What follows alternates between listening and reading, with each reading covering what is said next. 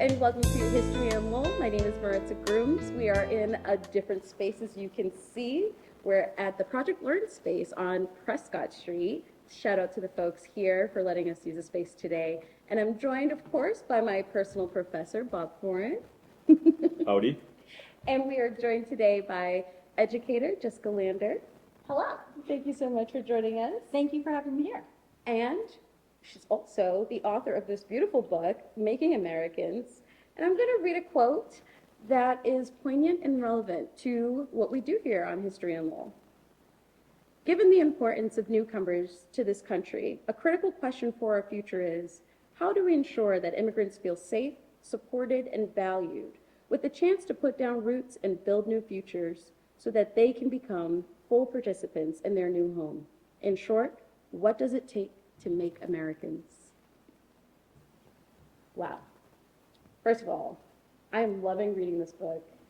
I am a fan. I got it from Bob. He made sure I got my copy, a signed copy, so I feel very special.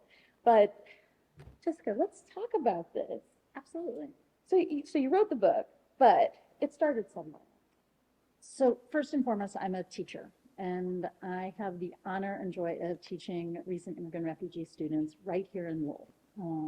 My students come from 30 different countries, from Colombia to the Democratic Republic of the Congo to Cambodia. And it really is such an honor to learn from my students every day, to learn from my colleagues here in Lowell, organizations like Project Learn right here, and could not do this work without all of these organizations, all of these amazing colleagues. My students are the why for me for this book, and the inspiration. My students are extraordinary. Our immigrant origin students bring such a wealth of knowledge and expertise and strengths to all of our classrooms. And it was seeing all the ways in which they were supporting each other's learning, supporting their own learning, bringing that learning out into the community here in Lowell, and then actually across the Commonwealth and the country, becoming teachers and leaders. That made me really think about how our schools can do better by supporting our immigrant origin students. So today in the United States, 1 in 4 students are immigrants or the children of immigrants. 1 in 4. Wow. Yeah. And immigrant origin students are in every single community, from large urban cities to suburban areas to rural areas. And so how do we ensure that our schools are best set up to support our students, to see the strengths that they bring, to invest in value in all of their identities, and make sure they succeed both in school and out of school? And so for me, the why is, first and foremost, I'm a teacher, and I get to work with extraordinary young people every day. And I get to see all of the strengths they bring. And I want to make sure our schools and our communities are seeing those, and so that we all get the chance to learn from them. Oh, I just got chills while you were talking, and I'm so grateful for educators like you that just pay so much attention to the youth, not just in our city, but everywhere, right? That's what makes our country great. Yeah, realistically. Absolutely. And something that struck me, as I said, I've only read the first few pages, but the lunches, the way that you created such a safe space for these folks, these young people who are coming to this new place, and it's so scary to come to a new place, that you created a space for them to create community together, to learn from and with each other, and that is just, I'll get emotional about it. Don't get me started about empowering young people, but maybe do. Thank you for this work that you're doing. Thank you for just being you. And as we continue to talk about your journey and what got you here, that's what it's all about, right? It's about creating community for the young people to feel safe and supported. Absolutely. And then they go on to do amazing things. And they do amazing things, and that work is done together.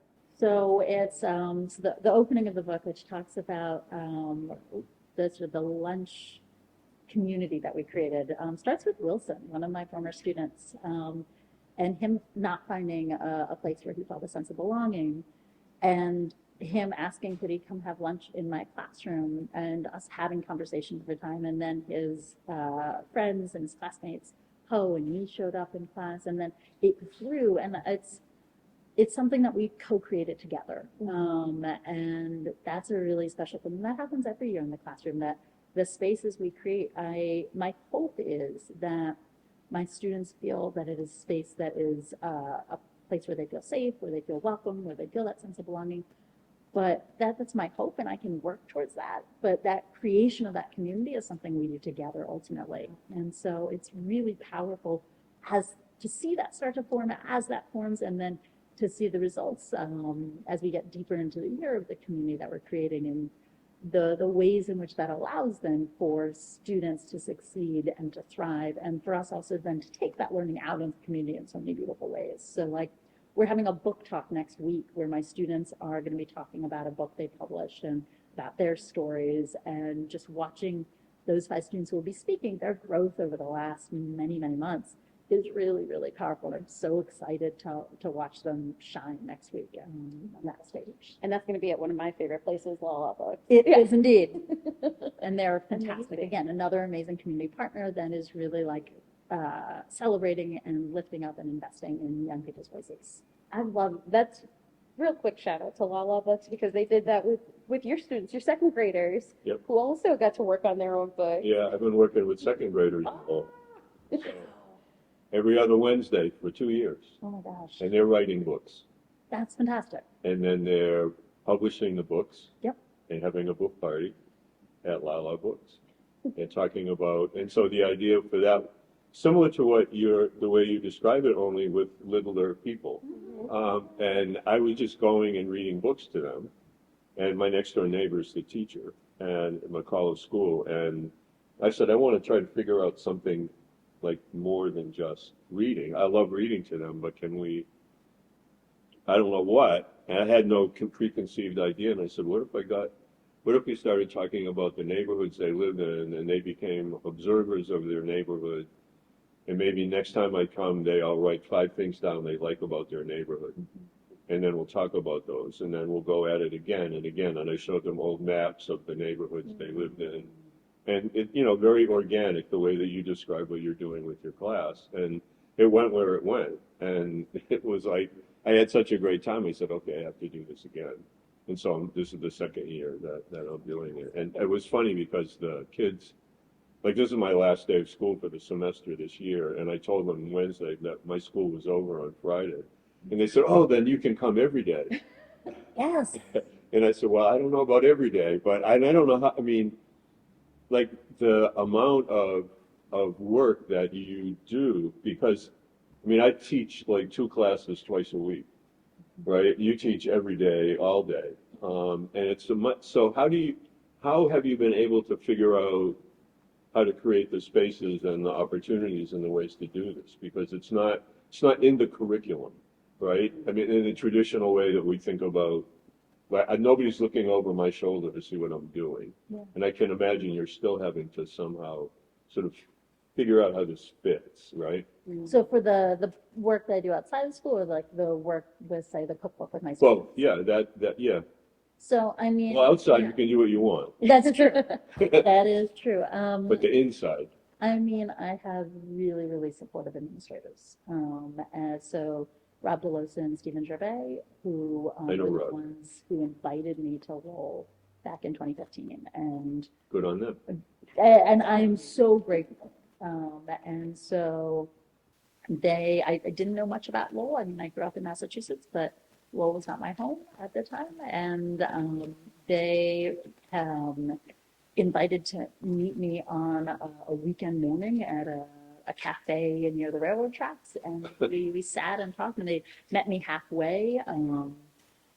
And that just speaks so much to who the 2 of them are, and the advocates that they are, and the way that they were making time on a Saturday morning, driving like 30 minutes out of their way to meet with me, who was a potential teacher. And they've been just extraordinary advocates for me, for the students, for the work we do in my class for the last 9 years. And then Erin Keough, who's my new head of department, is also phenomenal. And so I could not do any of this work it's great. without my immediate department chairs. So And then, of important, course, the leadership at Lowell in general, and the schools, both at school and central. So this work is done in community, very much done. Yeah, I mean, I feel that way in terms of what I'm able to do at the university. I get room to do nobody says you can't do that. Like when I said I'm going to go work with second graders, nobody said that. Well, some people said that's weird, but nobody said not to. I have a question about the title of the book, and I know I emailed back and forth with you this morning about this. Like, was this intentional when you called it Making Americans, that it was pushing back on the sort of the early 20th, the melting pot, and let's homogenize everything? Was that intentional the way that you did it? Well, so let's talk first about the Americanization movement, and then that Yeah. lead into sort of the title and the choice around the title. So the book looks at a series of sort of three sets of stories. Stories of the past, key laws, Supreme Court cases, and movements that over the last 150 years have transformed immigrant education. Stories of the present, innovative schools and programs and classes and educators across the country today, from a single classroom in North Dakota to an entire school district in North Carolina, that are doing really interesting creative work with immigrant American students. And then finally, stories of the present, of the personal. Stories of our young people and their journeys and their experiences of school. And so it's these three sets of stories: stories of the past, stories of the present, and stories of the personal. And that I think we need these three sets of stories to imagine what's possible reimagining immigrant education. So you mentioned the Americanization movement, the melting pot, and that's actually, it's the first historical story of the past that I start with, which for me is a very personal story, because my great-grandfather Daniel arrived in the U.S. As a 7-year-old in 1906 as a refugee from what is now Ukraine. And when he came to New York City and enrolled in school, his history, his language, his culture, his religion were not wanted or welcome. And so we think about what the Americanization movement was. It's something that is very personal because it very much impacted my own family's experience and our history. The Americanization movement was this period in time in the late 1800s and early 1900s that educators were sending out to quote unquote Americanize kids. But what it meant to be American in that time period was a very narrow sense. Really, as much as possible, you should adapt and take on the customs of an Anglo-Saxon. And that was, I mean, we see that in how educators constructed their curriculum and how educators talked about immigrants. It was very much, you should leave everything you brought at on the ship that you came on, or on the borders of our country, and then So in effect, you're alienating, the teachers are then alienating the kids from their parents. Yeah. And well, that's something that Jane Addams writes about. So the second historical story talks about the settlement house movement. And Jane Addams was one of the leaders of the settlement house movement with Hull House in Chicago. And she does something really interesting, which is one of the few people I've seen do this type of thinking and work at that time period, which was much more strengths-based. And she calls out an education system that alienates kids from families, that makes kids look down on their families in all these ways that schools are saying you should not be speaking your language, you should not be thinking about and sort of investing in your history and your culture, and you should be adopting these particular. Don't be bringing your food for lunch. Don't be bringing your food for lunch, exactly. And she pushes back on that and goes, we send, there's this great quote she has that essentially is we send kids to Italy, but and we like read about Italy, but we don't utilize Italy when it's here in the classroom. And so drawing on the strengths of immigrant kids and drawing on the strengths of immigrant parents. Her work is just, it strikes me in the way she is very much more asset-based. But that time period was very narrow, Right. and what it meant to be American, who counted as American, and what you needed to do to count. And the teacher's school now at UMass Lowell, but back then, the Lowell State Normal School, it was a hub for all of this part of Massachusetts to give teachers the curriculum they needed to do what you described, to Americanize. This was a center, and they got extra special money from the state legislature to create curriculum for teachers to learn how to Americanize their kids, and it was very purposeful. So then that brings us, of course, to the title, which is intentionally ambiguous on who is doing the making. So we can think about how historically and somewhat today, the people in power and authority who are imposing and putting on certain ideas of what is to be an American on our young people. Right.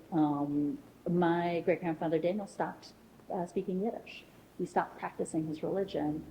We know very little about our history pre them coming to the U.S. because that was seen as not Right. valued. And so how did that impact his sense of what it would take to be an American to count? But today, I mean, just as you were talking about in the quote you pulled, of our schools are the primary place where our young people grow up and they create their identities and they figure out who they are. And so our schools have a really important role in, whether we're doing it intentionally or not, in shaping our young people to go, what should they value? And for our immigrant origin students who are coming here and we hope are creating new Right. homes and new lives here, my hope is that my students and that students like them across the country feel a sense of belonging in their schools and in their communities, and they feel a sense of belonging in their full selves and their full identities. So they're part of that making.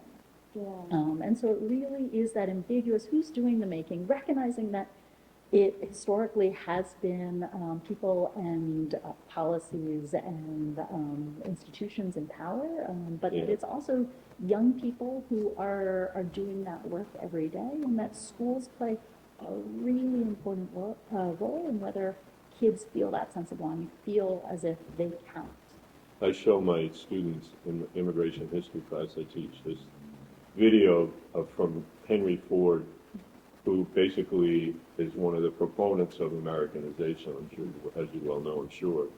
And it's like a graduation from the classes that he has for his workers. And they walk across the stage and they're in whatever native dress, costume of the country they come from, and they get into the manifestation of a melting pot, and when they come out they have a suit on. And they all look the same. And it's eerie when you watch it. And it's sort of like, there's no sound with it. It's just like people walking across the stage, getting in this imaginary pot. They go behind the visual of a pot, and they all come out with suits on. And they're like looking at this, what the hell? But yeah, yeah. And so and I think that's one of the first times I think they get, that registers with a lot of them, like, whoa, okay. So this is what that was, and this is what that still is. I mean, I did a thing with all the second graders where I asked them all where in the world they come from, where in the world's Carmen Sandiego or whatever, and they were all shouting out places, and then I said, okay, well, so tell me, when you want to talk to your grandmother and your grandfather, what word do you use? And they all have a different word based on where they're from and their culture. And so we wrote all of them down on the board, and they were hysterical. But it was just like a moment to get them to see that without saying, you can't say that. Yeah. Right? And again, it was completely, I had no idea when I went that day, that's what I was just going to do. But it just seemed proper. Yeah. The same way with so the food, again, purposeful, intentional. Yeah? The lunches. Yeah, and also the kids cooking, the cookbook. Oh, okay, the cookbook, yes. Oh, yeah, no, absolutely. So I could talk about the Tasting History Project, which actually is not, I don't really write about it in the book. No, but I know a- of it, yeah. So each year my students publish a cookbook. And I mean, if we backtrack even, we start off the year, so I'm a history teacher and a civics teacher, and we start off the year really talking about the history of immigration about 100 years ago, some of these stories. And I'll just note that a lot of the stories in the book is the historical stories, are stories I was not taught and did not know until I started researching this book. But they are stories that need to be known, need to be taught. And so as I was learning this, I completely changed my curriculum in terms of what I was teaching. so that we are including these stories. And it's not just important for immigrant origin students to learn these, it's true for all students to be learning these stories. Educated in the place. But we ended up starting off the year in about late 1800s, and some of the very first pieces of history we're looking at is the experience of immigrants coming over. And one of the really large waves, which my great-grandfather was a part of in the late 1800s, early 1900s. And so we're looking at laws that include and laws that exclude. We're looking at the 1924 Immigration Act, which sets the quotas in place. We're looking at the Chinese Exclusion Act. We're looking at the formation of Angel Island and the exhaustive questionnaires that immigrants were asked as a way to exclude and to deport. And then we're also looking, of course, at all the strengths that immigrants are bringing and the organizations that are supporting them. We did this year a virtual tour of the Tenement Museum in New York City. And so we do all of this. And the first year I was building out my curriculum and thinking about, okay, we're starting here, what's going to be our culminating project? You go online, a lot of so lesson plans and such will say, like, have your kids imagine they were immigrants. And of course, my kids don't have to imagine things. My kids are experts. And so I wanted to tap into that expertise and also make sure that my kids see that their histories are a part of the history that they're studying. And so this is really early in the year. We publish a cookbook. So each kid chooses a favorite family recipe, and then they have to go home or they have to call up family members, because many of our families are overseas, and they have to document that recipe because we know mom's recipe is better than anything you can find on the internet. And they have to document that recipe and then to translate into English, and then they have to translate into language that others will understand. So cook until done. What does that mean? I don't know. Recipes. Yeah. The Exactly. ancestors tell you. Like put in the right amount. Okay, what does that mean? Yeah. Like, I don't know, Sprinkles. balls. Right. Sprinkles. Like, what does that mean? Exactly. Stir until it's thick. How thick? And so that is a great opportunity to like work on specificity of language, on iteration. The kids are going through like, I don't know, 15, 20 rounds of edits. And then they tell a story about that food. It's a nonfiction story of sort of what is that food? How does it connect maybe to a holiday or an event, or is it something you eat on your way home after school? Who in their family cooks it? Have they ever cooked it? And what was that experience? You get a lot of stories about like, I burned it the first time. And then they tell a little bit about their story of migration and why they migrated or how each kid comes at that differently. And there's that space of you tell which part of your story you want to tell. Do you cook this food here, or why not? And who cooks it for you, and what does it make you think of? And then, best day ever, they cook their food and they bring it in. We have this huge party, and we all get to try each other's food. And it's, I mean, I want to be invited. it's phenomenal. You also like roll out of class because you're so full at the end of the day. Because I have so this last cookbook has 99 kids in it, so it's a lot of food on one day. But what's powerful is watching kids connect over food. And throughout the class, I love how I get to watch these friendships form that span continents, and the empathy that's involved in that, and the ways in which they're curious about each other. And it's such a beautiful thing that like often brings me close to tears. And others like watching quietly from the side. This is gorgeous. But they get to try each other's food, and they get to taste food from a country they've never been to. That taste reminds them of home. And then we publish our cookbooks. I take all these photographs, we publish our cookbooks, we share it in the world. And then most recently, the last 3 years, and I have to fully credit the food services in Lowell Public Schools, is they reached out to us, and they have been collaborating with us for the last 3 years, choosing one recipe a month and serving it both in Lowell High and then across the district of 14,000 students. Get out of here. And so it's the first time, I mean, we have the second largest Cambodian community outside of Cambodia. 3 years ago was the first time food from Cambodia was served in the cafeteria. Oh my goodness.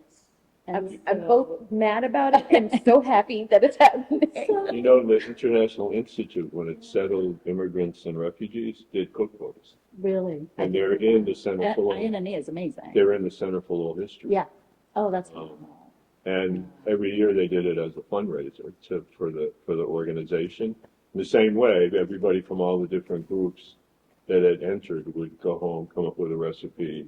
They would usually have a little cartoon or a graphic that would go with it, a little story, just as you're yeah. describing it. And they're all over there in boxes I'm in gonna the go check center. them out. Yeah, I mean, I've worked with them a lot Yeah. because I helped them do a 100-year anniversary history of the International Institute. We did a whole exhibit for them, and I stumbled on them in these boxes. I thought. Absolutely. So I started I We went need to immediately for document the these so that Italian. I'll see them. I went for the Italian ones. I actually have a spaghetti and meatball sauce on the stove right now, Well, at a low heat. So You know, first of all, Bob's always stumbling on things that are important. I'm a and stumbler. relevant. Yes, and there's so much more to say about these stories and the history and all the work that you've done and all the work that your students are doing. And that's so impactful that these students can have their stories told and distributed so widely for other students. You know, as we're sitting here talking, I was just reflecting on some of the students I knew who, like, they've gone through struggles with their families where, you know, they're like, you're losing your culture.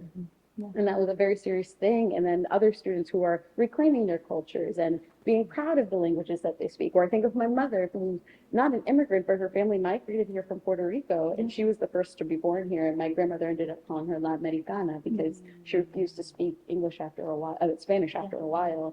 But, you know, I think of another community leader who was ashamed to bring her lunches to school because of her culture. And it's just all of these stories coming to the forefront and the importance of what you're doing and just creating an inclusive environment and a sense of belonging, which that's what America should be. So thank you for the work that you're doing. Thank you for this book. I highly recommend, if you haven't picked it up, go to Lala Books, get this book.